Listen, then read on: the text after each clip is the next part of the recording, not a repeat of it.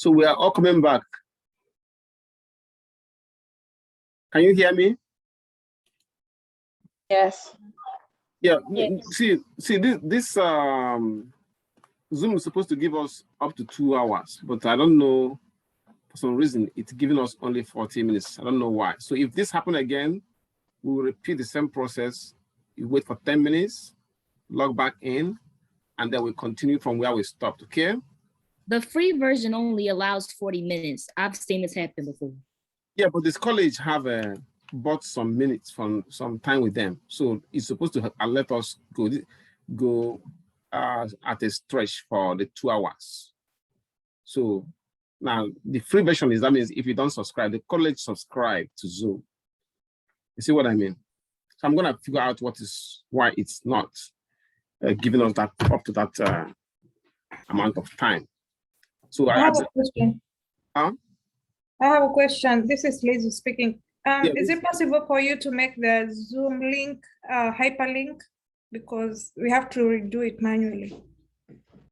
Hyperlink how? I don't know. What do you mean by hyperlink? I think just go back to where it is and then put a space, I guess. Do you understand? This is for computer wizard to do. So if you go back to the announcement where you gave us the link to get into the class, yeah. Are you able to share your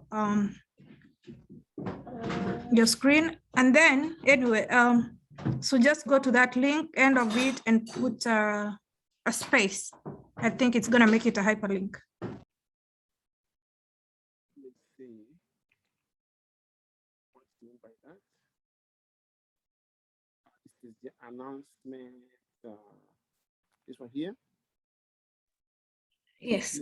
So just go to the 9 where the last 9 is. Click on it. Yeah, give me 1 minute. Let me admit this students. Okay. So you had 9. Okay. You gotta click edit first. Let me. I have to go to edit first. Up there where the and then Where's the? All right. Yeah, and then space. Space. Yeah. Okay. That's it. What's the difference does it make though? The other one you have to enter the numbers and the passcode, but this one you just click and it goes straight to class. Okay. So just click at the last digit there and press space bar. No, yeah, that's it. It's good. Yeah, now you see there's an underline and it's made it blue. Hyperlink. That's a very large name for this simple step. Okay. I remember next time. Okay. Thank you. You're welcome. All right. Now let us go back and begin where we stopped. I think we stopped right here. So I'll give you the example of the parameter and statistic. So when you use the same mean for the a sample, sorry, for the population, see, population mean, we use the symbol mu. It becomes a parameter. And when we use it for sample, we become expert, become a statistics. So the numerical description of a population characteristics is the parameter. And the numerical description of a sample characteristics is called a statistic. That's the difference. So when they use, so we can use standard deviation as the same, where you use population, the parameter is the population standard deviation. So this is for the population standard deviation. In this case, it becomes the symbol delta.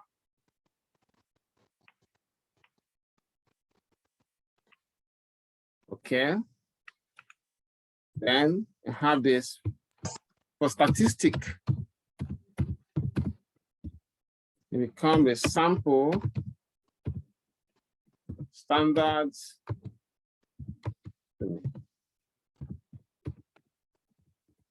deviation. In that case, you use just regular S.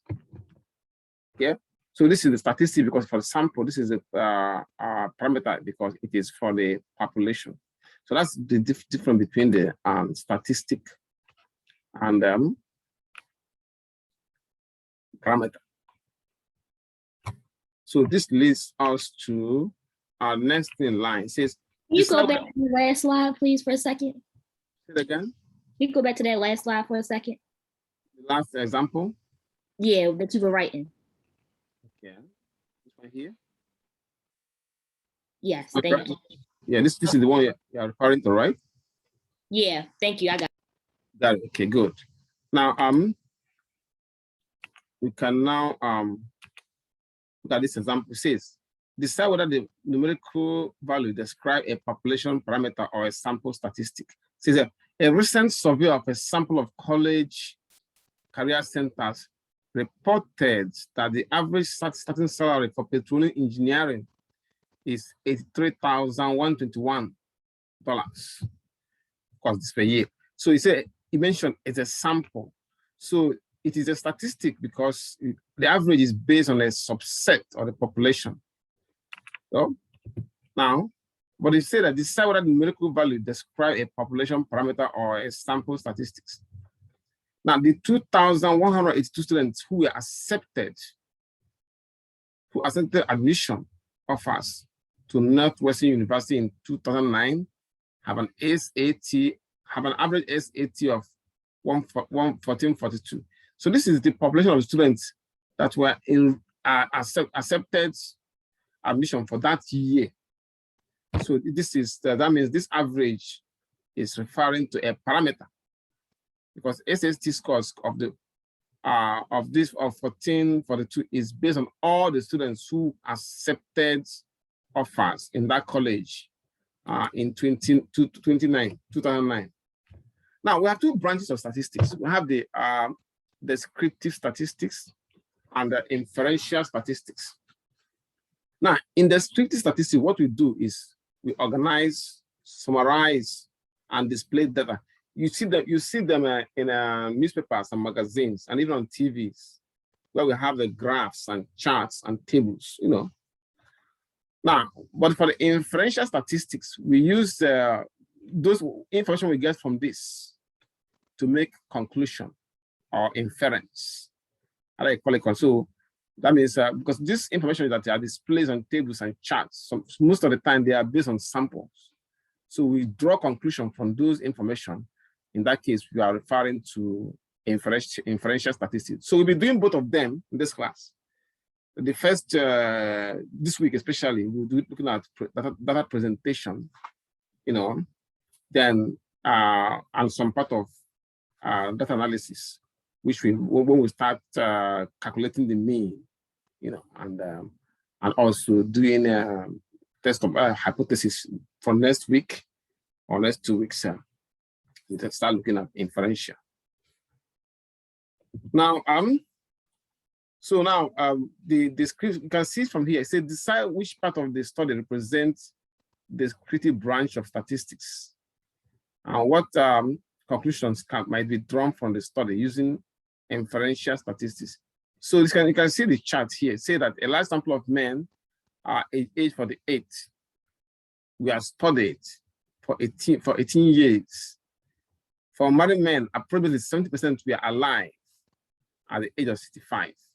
For unmarried men, approximately 70% were alive at the age of 65. Then for married men, 90% were alive at the age of 65. You can see right here, alive at the age of 65. Let me make it big so you can see it. Unmarried men, 70% were alive at the age of 65. But for married men, it's 90%. So this is an example of descriptive statistics. But we can make conclusion or inference based on this. Give me 1 minute, let me take it back to where it was. So what conclusion can we make from here? that the descriptive statistics is the numbers themselves. So the descriptive statistics involve the statement that for unmarried men, approximately 70% were alive at age of 65, and for married men, approximately 90% were alive. So, but the inference here can be, if you look at it, you can see that those married men live longer based on these statistics. So you can see that the married men live longer than unmarried men. Could be true, maybe true, maybe not. Now, qualitative data. Let's look at types of data. We have qualitative data. This data consists of attributes, labels, non-numerical entries like gender or your major. Your major can be business or nursing or engineering. These are non-numerical data. Place of birth. You can be born in the United States or in England or in Africa. Eye color. These are, quantitative data. So they are labels. They're not numbers. Now, we have the quantitative data, things like age, weight of a letter, temperature. These are quantitative data. Yeah. Now, we have also, let's look at a few examples here. It says, the suggested retail prices of several vehicles are shown here. Which data are qualitative data and which are quantitative data? So you can see that the models are the qualitative data, their names, but the suggested prices are quantitative data. Okay, so that we have so you can see this quantitative are this size, names, and this quantitative are the prices. Okay, now we can now look at the variables. Now, what is a variable? A variable means any characteristics that is being measured or observed. Things like number of TV sets in a household, excuse me.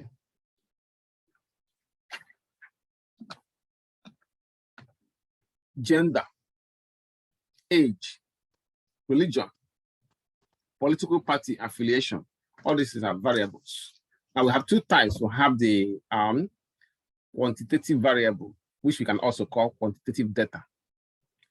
And this consists of numerical measurement or counts. Age, somebody can be 5 years, 10 years, so it's a number. Height is also a number, weight. But qualitative variable or qualitative data are just names or attributes, like gender, religious preference, geographical location, and so on and so forth. Now, we also, from the quantitative data or quantitative variable is also classified into two, the discrete and the continuous. The discrete are those ones that you can count. For example, the number of children in a family, you can say one child, 2 children, 5 children. You can never say 1.5 child because you can't say that. You can't count. You cannot measure children. You can count them. How about this? Number of calls, number of phone calls that you receive in your cell phone. You can have a 1 call, 2 calls, 3 calls. You can never say 1.5 calls. It's not possible. So for discrete variable or discrete data, you can count them. But for continuous variable or continuous data, you cannot count them. Things like temperature, you can't count it, but you can measure them.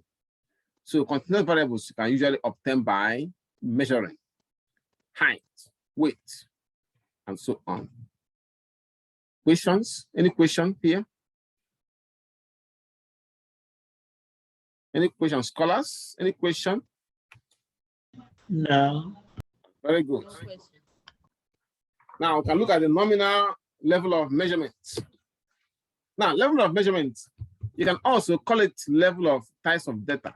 You can call it level of measurement, or you can call it types of data. Yeah.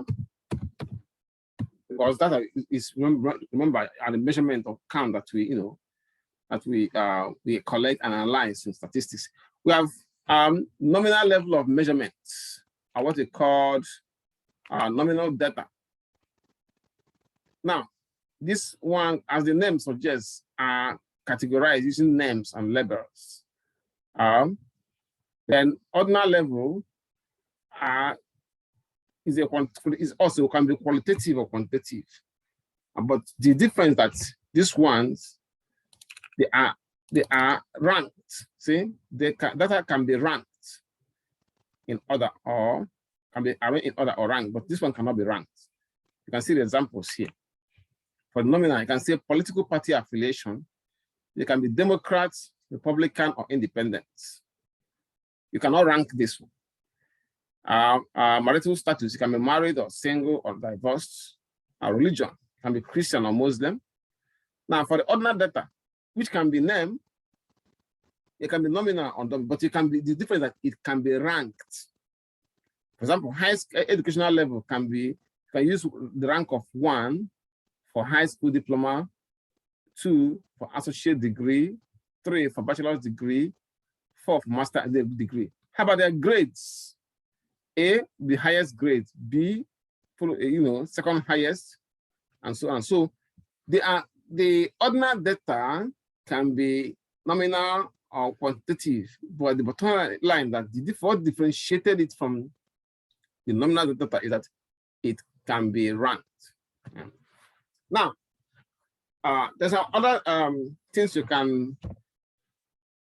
Okay, let's see. Yeah.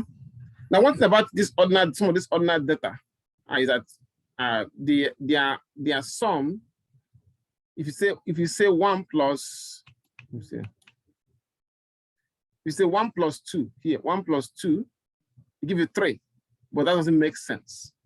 So if you add them, you cannot add them, you cannot multiply them because they don't make sense. Here you have A is 90 and above. B is, I think, 80 and above. Now, A plus B, that's 90 plus 80. It will give you an answer, but that answer doesn't have any meaning. So ordinal data cannot be added or subtracted or multiplied or divided. Next one is, okay, they give you an example. Say, 2 data sets are shown here. Which data set consists of data at the nominal level, and which data set consists of data at the ordinal level? Look at this one. American Idol. See, 1 is American Idol Wednesday, 2 is American Idol Tuesday, 3 Dancing with Stars. See how they are ranked.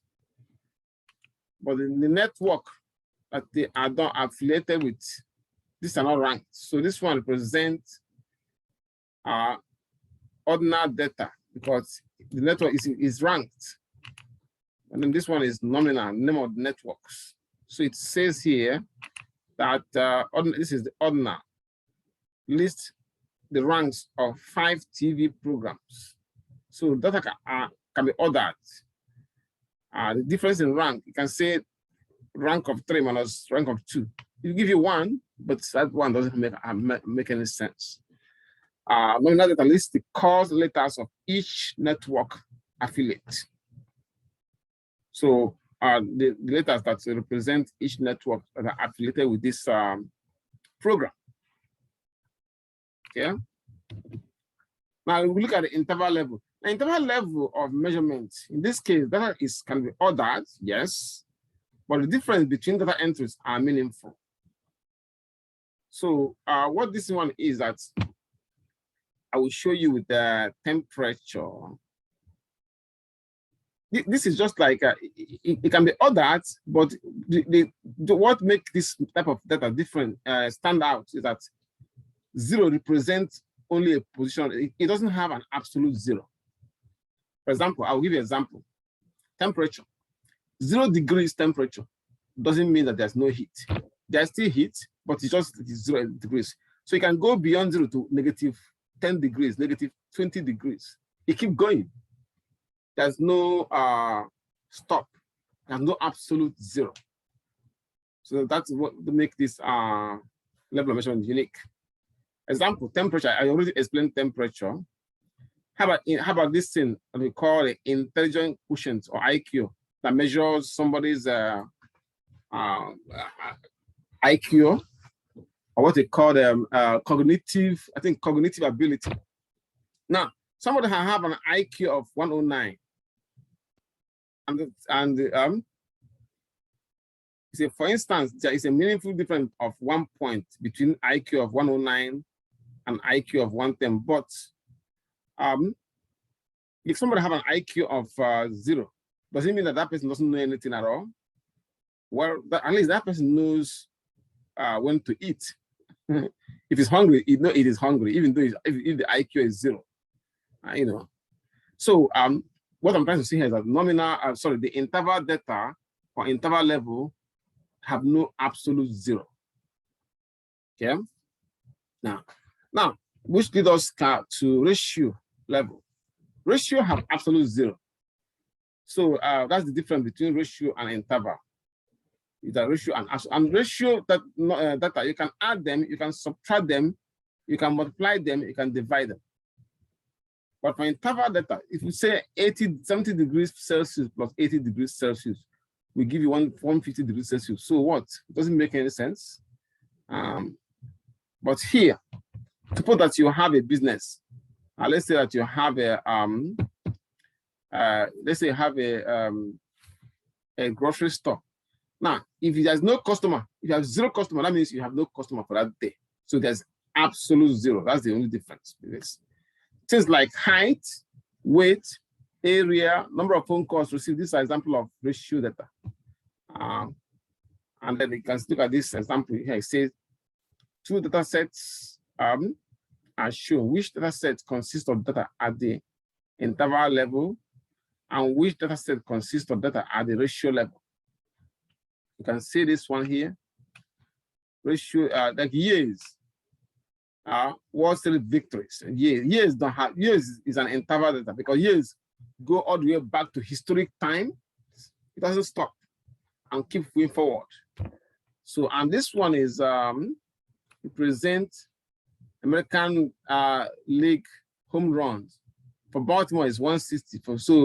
For Boston is 2. This one is ratio data because it gives you the exact number. So you can see that this is ratio level.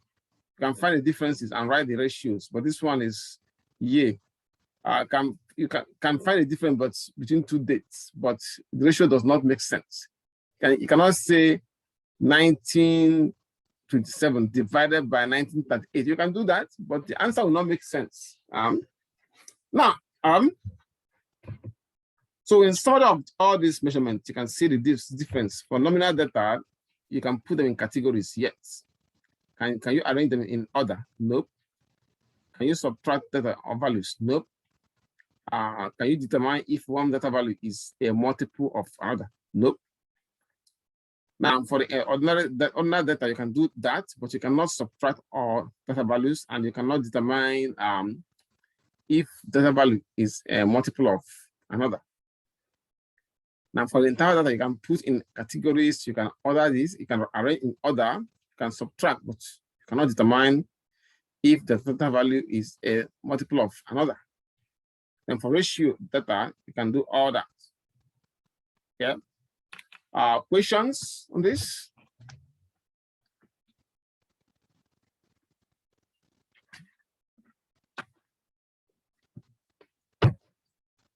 So no questions. Excellent. Now,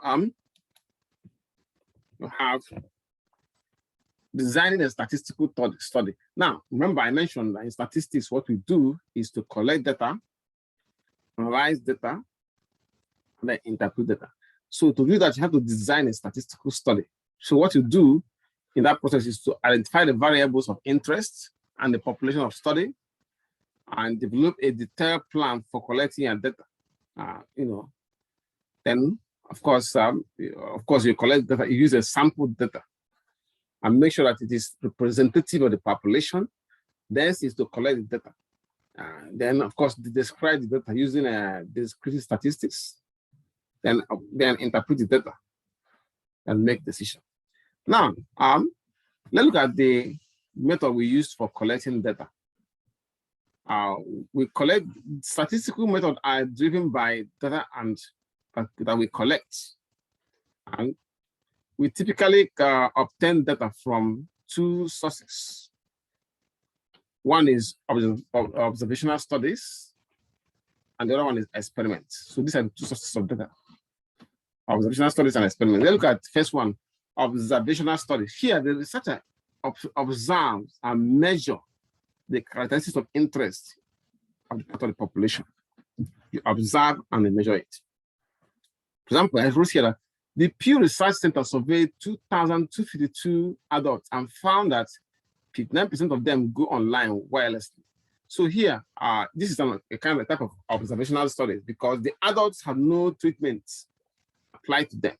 Nothing is you just observe. You don't observe. Maybe they collected to a survey sample, survey questionnaire. You know. Now for the experiment, you have to apply a treatment.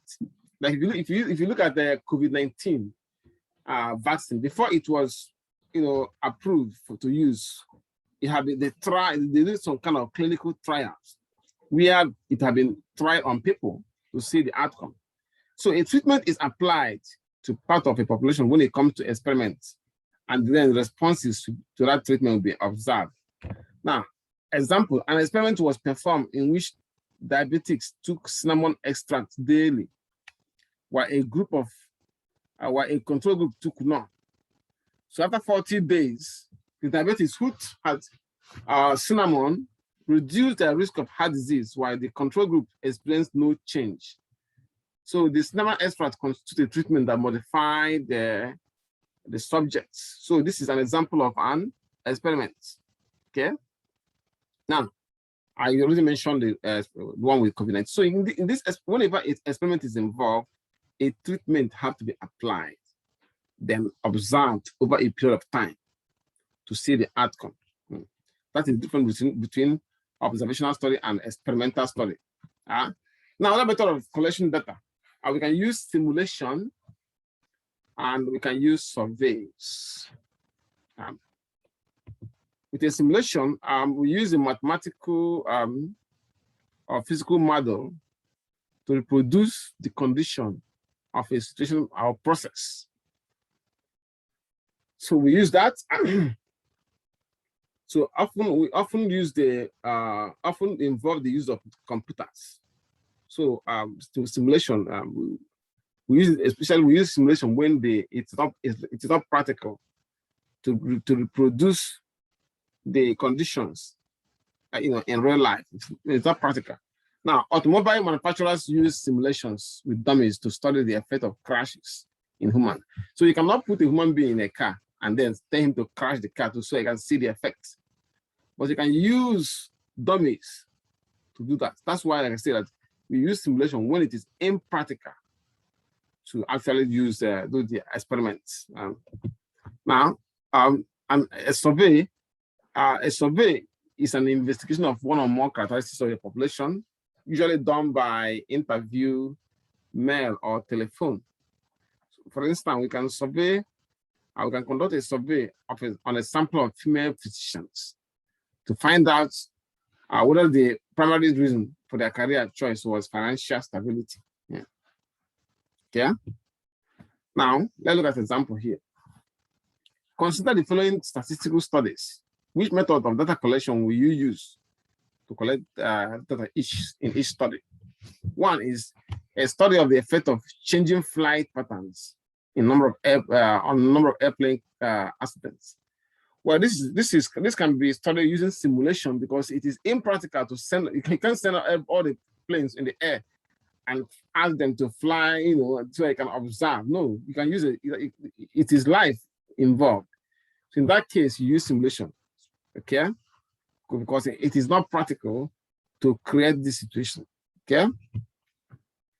Now, how about this one? A study of the effect of eating oatmeal on lowering blood pressure. So here the experiments, the measure of the treatment. So oatmeal is the treatment that is being applied to this. Oatmeal is a treatment. In other words, it's a study of the effects of oatmeal on lowering blood pressure. So, like I said, oatmeal is the treatment in this case. So, what we do is to, what we do in this case is to, excuse me, allow somebody to, maybe the members of the population to eat the oatmeal and then observe them. So this is an experiment. We measure the effect of the treatment, the oatmeal. Then we observe their blood pressure over time. Okay. Now this thing is giving us another 40 minutes, but we expire soon. Like I said, if it expires, just give it 10 minutes and log back in. Okay. And go from there. Wait, can you said the oatmeal is what, and the lowering the blood pressure was what? Oatmeal, I said, is the treatment. But here it said a study of the effect of eating oatmeal on lowering blood pressure. So in that case, you let some group of people. One group will be the experimental group. They'll be eating oatmeal for 1 month. The other group will be the control. They will not be eating oatmeal, they'll be eating something else. Then you observe them for a month and check their blood pressure. So because this group are giving oatmeal, a treatment is given to them. So we call this one an experiment because a treatment, which is oatmeal in this case, is used. Okay. Thank you. Yeah, you're welcome. So that the we still have 8 minutes left. Then please don't. I'm sure the college will fix this problem maybe before the semester. If I will let them know. So that we can come in, log in, and take the whole class at a stretch. Maybe we'll have a break, maybe 20 minutes break, then finish up. But so, like in any case, it will end in 7 minutes. Just go wait for 10 minutes, go back to that same link, and log back in. Okay. Okay. Now, the method of the data collection we have is a study of how grades of how first grade students solve a puzzle. This one is an observation. To measure how they solve crossword puzzle, you give them crossword puzzle and then observe them. So this is an observational study, since you're observing how they solve this puzzle. Okay. Now, how about this? A study of U.S. president approval rating of the U.S. presidents. Now, approval rating, this is based on a survey. So this type of data collection is called survey. You use a survey, send questionnaires out, and then wait for the responses. From there, you can figure out how U.S. presidents, their approval of the current president or the president of at the time that you're doing the experiment. Okay. Now, so let's look at the key elements of experimental design. We're talking about the control, randomization, and replication. Let's start with the control. Now, in a control, here you control for the effect other than the one being measured. Let's say that this is the experiment. Okay. You have let's say that you are trying to figure out the effect of one fertilizer on the growth of flowers here. So now the experimental group,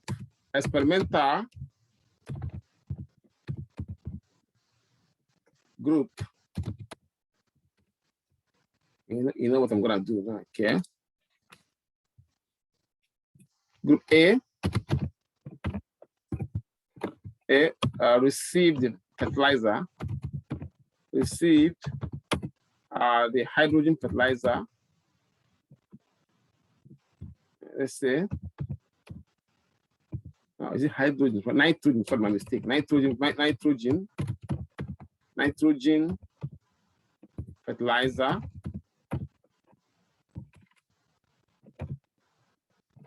Okay. Group. So this is the experimental group. Experimental group. Okay. The control group.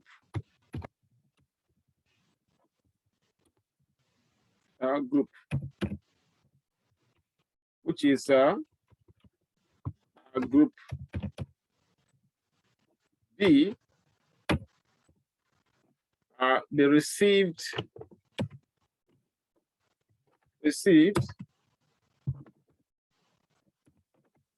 regular fertilizer.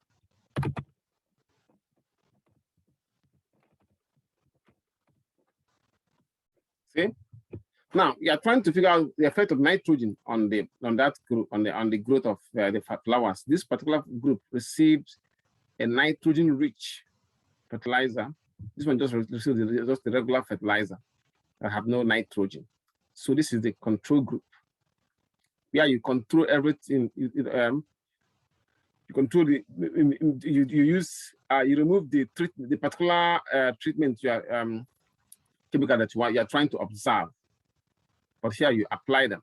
So that you can see the difference between the experimental group and control. So in the experimental group, you control in the control group, you control the for effect other than the one being measured. Now, there's one thing that we call confounding variables. This one occurs whereby the experimenter cannot tell the difference between the effects of the different factors. For example, somebody opened a coffee shop in a neighborhood. At the same time he opened the coffee shop, there was a new shopping mall that was being built. Now, he or she now noticed that for some reason, and of course, when he opened the coffee shop, you do the advertisement. Now, but the increase in the customer's patronage, he doesn't know whether it is from the advertisement that she did, or because of a new mall that was opened in the neighborhood. So we call it confounding variable. Each time we are conducting an experiment, we try to control for this, remove this confounding variable at small, reduce the effect, remove the effect, so that we can figure out the causes of that change. Now, which leads us to placebo effect. Now, placebo, placebo can be a medicine that doesn't have the chemical on it. So a subject reacts favorably to placebo when in fact he or she can be has been given no medical treatment at all. I will explain with this example. Let's say that COVID-19 vaccine, for example. Now, two groups of people. This one group, we are giving COVID-19 vaccine. Then the other group, we are giving a vaccine consisting of just water. But they didn't know. So now, if they know, if each group knows what they were given, you see that the group that believe that they received the vaccine will start acting as if they did not suffer COVID-19 because they received the vaccine, because they know. But so to avoid them, behaving normal, behaving well because they, acting confidently because they received the vaccine, you blind the experiment. None of them knows what they received. The person that received the actual vaccine doesn't know. All he knows that he received a vaccine. He doesn't know whether it is the real vaccine that he received or not. Now, the other one that received the placebo, which is not vaccine, it can be just a chemical in water, like they injected, might be thinking that they received the vaccine, but they did not. So we call it blinding. We use the blinding technique so that the subject doesn't know. That during that time, we can now observe the real effect of that vaccine, and we can now make correct decision on that. So that means we reduce for the placebo effect on the experiment. So now this will log us out very soon. Please wait for 10 minutes after it logs us out and log back in. Okay? Hello? Okay. Okay. Okay. All right. So I'm going to close it now and then wait for 10 minutes and log back in. See you soon. Okay. Okay.